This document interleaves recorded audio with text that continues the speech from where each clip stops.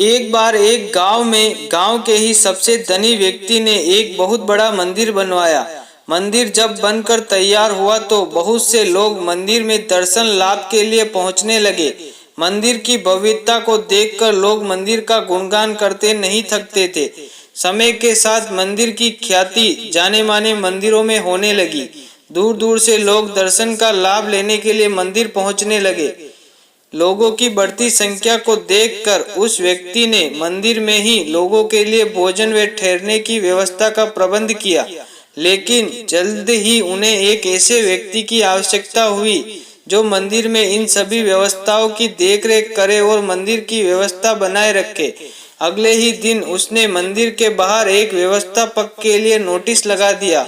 Notice को देखकर कई लोग उस धनी व्यक्ति के पास आने लगे। लोगों को पता था कि यदि मंदिर में व्यवस्थापक का काम मिल जाए तो वेतन बहुत ही अच्छा मिलेगा, लेकिन वह धनी व्यक्ति सभी से मिलने के बाद उन्हें लौटा देता और सभी से यही कहता कि मुझे इस कार्य के लिए एक योग्य व्यक्ति की आवश्यकता है जो मंदिर की सही से देखरेख कर सके। बहुत से लोग लौटाए जाने पर उस धनी पुरुष को मन ही मन गालियां देते। कुछ लोग तो उसे मूर्ख और पागल भी कह देते, लेकिन वह किसी की बात पर ध्यान नहीं देता और मंदिर की व्यवस्थापक के लिए एक योग्य व्यक्ति की खोज में लगा रहता। वह व्यक्ति रोज सुबह अपने घर की छत पर बैठकर मंदिर में आने वाले लोगों को देखा करता।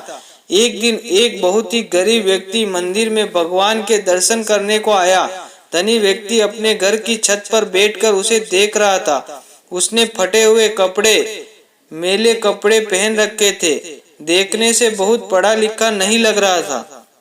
जब वह भगवान के दर्शन करके जाने लगा तो उसे धनी व्यक्ति ने अपने पास बुलाया और कहा, क्या आप इस मंदिर की व्यवस्था संभालने का काम करेंगे? धनी व्यक्ति की बात सुनकर वह काफी आश्चर्य में पड़ गया और हाथ जोड़ते हुए बोला, सेठ जी, मैं तो बहुत ही गरीब आदमी हूँ और पढ़ा लिखा भी नहीं हूँ। इतने बड़े मंदिर का प्रबंधक मैं कैसे संभाल सकता हूँ? धनी व्यक्ति ने मुस्कुराते हुए कहा, मुझे मंदिर की व्यवस्था के लिए कोई विद्वान पुरुष की जरूरत नहीं है। मैं तो किसी योग्य व्यक्ति को इस मंदिर का प्रबंधक का काम सौंपना चाहता हूँ, लेकिन इतने सब लोगों में आपने मुझे ही योग्य व्यक्ति क्यों माना? उसने आश्चर्य से पूछा। धनी व्यक्ति बोला, मैं जानता हूँ कि आप एक योग्य व्यक्ति है। मंदिर के रास्ते में मैंने कई दिनों से एक ईंट का टुकड़ा गाड़ा था जिसका एक कोना ऊपर से निकल आया था। मैं कई दिनों से देख रहा था कि उस ईंट के टुकड़े से कई लोग ठोकर लगती थी, पर कई लोगों ने उस ईंट के टुकड़े से ठोकर खाकर नीचे भी गिरे थे, लेकिन किसी ने भी उस ईंट के टुकड़े को वहां से हटाने की नहीं सोची।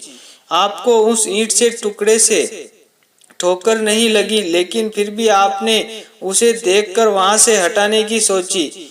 मैं देख रहा था कि आप मजदूर से फावड़ा लेकर गए और उस टुकड़े को खोदकर वहां की भूमि समतल कर दी। धनी व्यक्ति की बात सुनकर उस व्यक्ति ने कहा, मैंने कोई महान कार्य नहीं किया है। दूसरों के बारे में सोचना और रास्ते में आने वाली दुविधाओं को दूर करना तो हर व्यक्ति, हर मनुष्य का कर्तव्य होता है। मैंने तो बस वही किया जो मेरा कर्तव्य था।